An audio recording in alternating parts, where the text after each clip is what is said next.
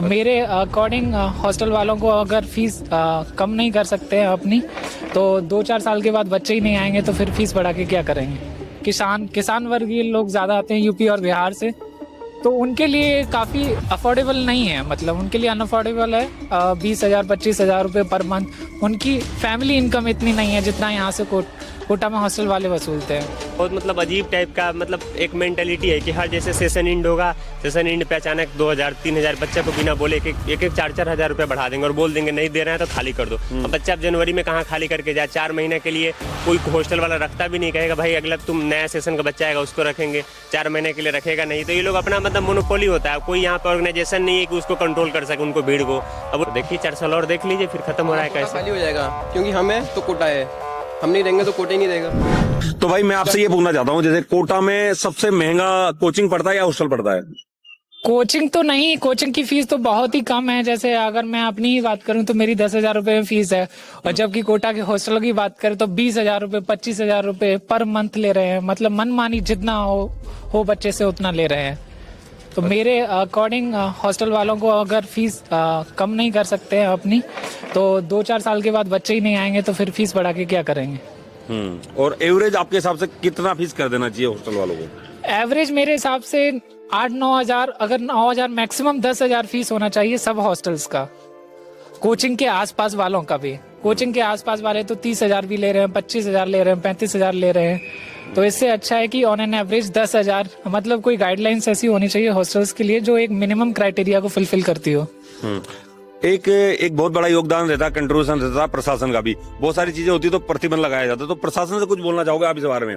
नहीं, प्रशासन से तो हम कुछ नहीं कह सकते, ये तो गवर्नमेंट है, गवर्नमेंट ही जाने। इसमें हम स्टूडेंट। आपको नहीं लगता उनको एक प्रतिबंध लगा देना चाहिए कि 10,000 रुपए फिक्स अमाउंट एक रूम का कर देना चाहिए कोटा में, इससे ज्यादा नहीं होना कोटा चाहिए? एडमिनिस्ट्रेशन को भी सोचना चाहिए कि बच्चों से मतलब उल्टे सीधे दाम लिए जा रहे हैं, क्योंकि कोटा में ऐसे भी बच्चे आते हैं जिनके मदर फादर पर मतलब कोई जॉब नहीं है। किसान वर्गीय लोग ज्यादा आते हैं यूपी और बिहार से, तो उनके लिए काफी अफोर्डेबल नहीं है, मतलब उनके लिए अनअफोर्डेबल है। 20,000 25,000 रुपये पर मंथ उनकी फैमिली इनकम इतनी नहीं है जितना यहाँ से कोटा में हॉस्टल वाले वसूलते हैं। अच्छा, ये जो हॉस्टल की रेंट की मनमानी जो चलती रही अगर ऐसे ही, तो क्या अंत होगा कोटा का? और हॉस्टल ओनर्स को आप क्या मैसेज देना चाहोगे? हॉस्टल ओनर से मैं यही रिक्वेस्ट करूंगा कि वो अपने जो फीस है उसको एक मिनिमम क्राइटेरिया लेवल पे, मतलब जितना पॉसिबल हो सके एक मिनिमम रेंज बताऊं, मैक्सिमम रेंज जिस पर हर बच्चा एक सर्वाइव कर सकता है, मतलब अफोर्ड कर सकता है, वो 10,000 होनी चाहिए कोचिंग के आसपास वालों की भी। क्योंकि कोचिंग के आसपास वाले बच्चे हॉस्टल्स होते हैं वो मनमानी फीस लेते हैं 25,000 30,000 सिंगल रूम का, जो कि मतलब किचन होती है घरों में, उस टाइप के रूम का 25,000 रुपये ले रहे हैं, तो मतलब वो काफ़ी ज़्यादा है।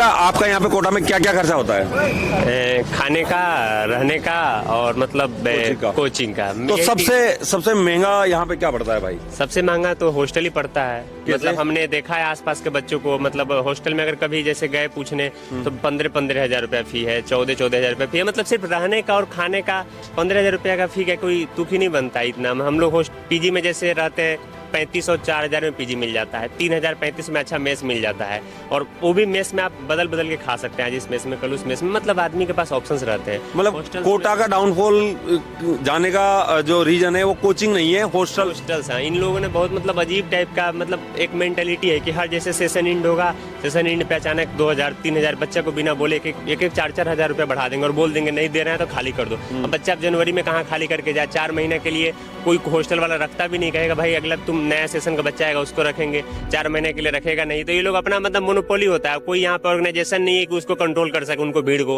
अब लोग अपना मन से जितना 20,000 फी रखना है ठीक है हम रख लेंगे, सारे कोई अपना एसोसिएशन बना लिया, 20,000 रुपये फी कर दिया। बच्चा क्या करे, अभी घर से इतना दूर आ गया तो रोड पे तो रहेगा नहीं, उसको पढ़ने के लिए। आपके हिसाब से कितनी हॉस्टल की रेंट कितना होना चाहिए? मतलब 10,000 के आसपास रहे तो ठीक है, मतलब कहीं ना कहीं मतलब खाने पीने रहने का नाश्ता उस्ता भी देते हैं लोग, तो वो ठीक है। अब 15-15 हज़ार 20-20 हज़ार रुपया, ये तो कोई लॉजिक नहीं बनता है कि खास करके। जैसे आपका फीस मानो एवरेज तो कितना लग जाता है हॉस्टल का? नहीं, कोचिंग का।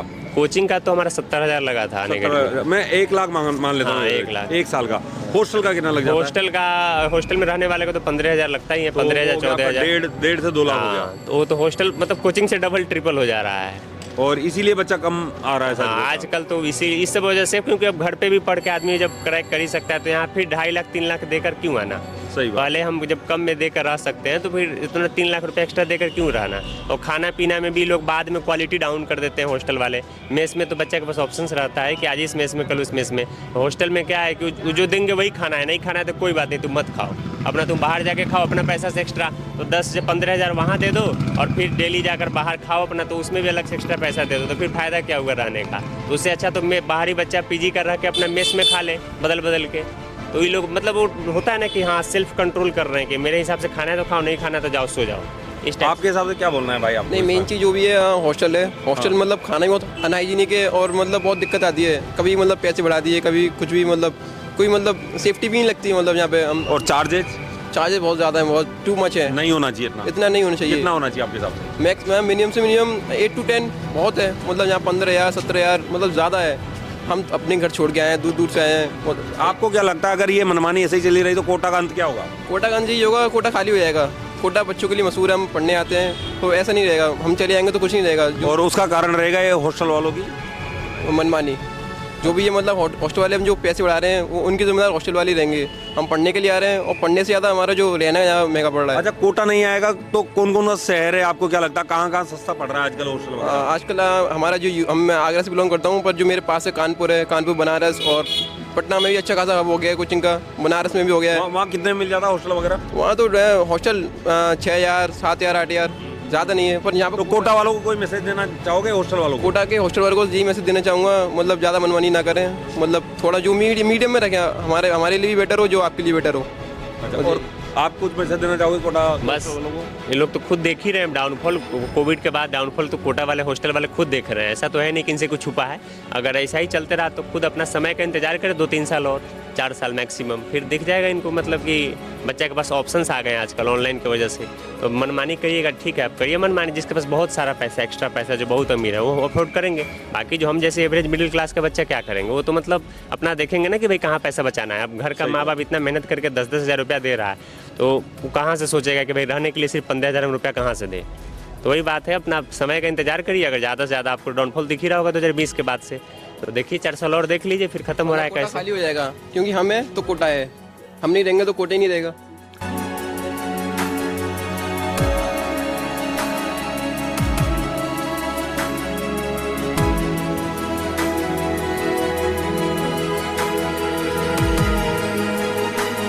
तो दोस्तों मैं ये कहना चाहता हूँ, जैसे अभी कोटा में ना एक हॉस्टल को लेकर बहुत बड़ी प्रॉब्लम चल रही थी। मैंने पहले भी वीडियो बनाया था और अभी मैंने रिसेंटली भी एक वीडियो डाला था हॉस्टल्स के ऊपर कि यार देखो यार, बच्चों को इतना मत लूटो कि बच्चे आना ही बंद कर दे। फिर कोटा अगर बच्चों ने आना बंद कर दिया ना तो कोटा को कोई नहीं बचा सकता भाई। कोटा बच्चे आने बंद कर देंगे ना, कोटा का सबसे बड़ा सोर्स है भी इनकम सोर्स है भी बच्चों से पैसा मिलता है। तो बच्चों को इतना भी मत लूटो यार। एक जो आपका जायज बनता है ना वो ले लो यार, ठीक है ना। लेकिन आपने 40-40 हज़ार हॉस्टल की रेंट कर दिया, 25-25 हज़ार आपने रेंट कर दिया, तो ये गलत है यार। इतना नहीं लूटना चाहिए ना। देखो कर्मा इज रिटर्न, आप जो करोगे वो भुगतना है आपको। कोटा कोचिंग वालों की वजह से बर्बाद नहीं होगा, कोटा के लोगों की वजह से बर्बाद होगा, कोटा के लालची लोगों की वजह से बर्बाद होगा। तो यार ठीक है ना यार, अगर आप थोड़ा कम कमा लोगे, वैसे भी आप लोग इतना कर ही रहे हो ना, इतने टाइम से कमा ही रहे हो ना, अगर थोड़ा कम कमा लोगे तो क्या फर्क पड़ जाएगा यार, है ना। और एक चीज और है कि यार मैंने पहले भी बताया होता, अगर बच्चों ने आना बंद कर दिया ना, बच्चों के पास ऑप्शन बढ़ गए। जैसे पटना जा सकता है, साउथ में जा सकता है, दिल्ली जा सकता है। अगर बच्चों के पास ऑप्शन आ गया ना भाई एक बार, तो कोटा आना बंद कर दिया ना, तो फिर कोटा के लोगों के लिए प्रॉब्लम हो जाएगी। तो मैं हमेशा ये बात समझाता रहता हूँ और बच्चों को भी मैं ये हमेशा बोलता हूँ, यार देखो जैसे बच्चे मेरे जो कमेंट बॉक्स है उसमें जाके थोड़ा हेट कमेंट वगैरह करते हैं, मैं जानता हूँ वो बच्चे नहीं है, लेकिन ठीक है, जो भी वो लोग है ना उनको मैं एक बार बोलना चाहता हूँ कि यार देखो, भले से मेरे साथ गलत हुआ, मेरा चैनल डिलीट किया गया, पर मैं रोया नहीं हूँ भाई, मैं रोया नहीं हूँ। मैंने हिम्मत करके मेहनत करी है, वापस मेरा चैनल वापस आया, बच्चों का प्यार मिला है मुझे, और भगवान ने चाहे तो आगे भी मिलता रहेगा और बच्चों के लिए मैं काम करता रहूंगा। लेकिन मैं रोया नहीं हूँ, रोऊंगा आगे भी नहीं। मैं चाहे हालात कैसे भी हो मेरे, मैं बच्चों के लिए काम करता था, काम करता हूँ और काम करता रहूंगा। और मेरे को कोई स्वार्थ नहीं चाहिए कि बच्चों से पैसा चाहिए। मैंने आज दिन तक किसी बच्चे से 1 रुपया नहीं लिया, आगे भी नहीं लूंगा। बस आप लोगों से एक रिक्वेस्ट है यार मेरी, एक आप हेल्प कीजिए, मेरी मम्मी के लिए प्रार्थना कीजिए कि मेरी मम्मी जल्द से जल्द ठीक हो जाए। और आप लोगों का कोई सजेशन हो कि मेरी मम्मी को कोई अच्छा डॉक्टर हो, कोई अच्छी जगह हो जहाँ पे दवाई मिलती हो, तो ऐसा कुछ आप लोग मुझे सजेस्ट करके बता सकते हो कमेंट बॉक्स में। और वैसे मैं आजकल बहुत सारे मंदिरों में दुआएं मांग रहा हूँ, डॉक्टरों के भी बहुत सारे चक्कर चल रहे हैं, बहुत भागदौड़ चल रही है लाइफ में, पर ठीक है यार, कहीं ना कहीं अच्छा होगा आई होप। और आप लोगों की दुआएं रही तो बहुत जल्दी अच्छा होगा। तो आप लोग दुआएं कीजिए यार मेरे लिए, है ना। बाकी मैं आप लोगों के लिए हमेशा तत्पर हूँ, तैयार हूँ। और आप जैसे मैंने हमेशा बोला है हुआ है, हर वीडियो में मैं बोलता हूँ कि बच्चों की कोई भी प्रॉब्लम होना, मेरा नंबर छोड़ा हुआ है मैंने आप लोगों के लिए, तो आप लोग मुझे कभी भी कॉल कर सकते हो, आगे भी कर सकते हो आप मुझे कॉल। जब भी पहले से किसी बच्चे का 12 बजे कॉल आता है, मैं 12 बजे उठाता हूँ, उसे रिस्पॉन्स करता हूँ भाई। तो आगे भी मैं आप लोगों के लिए काम करता रहूंगा। थैंक यू दोस्तों।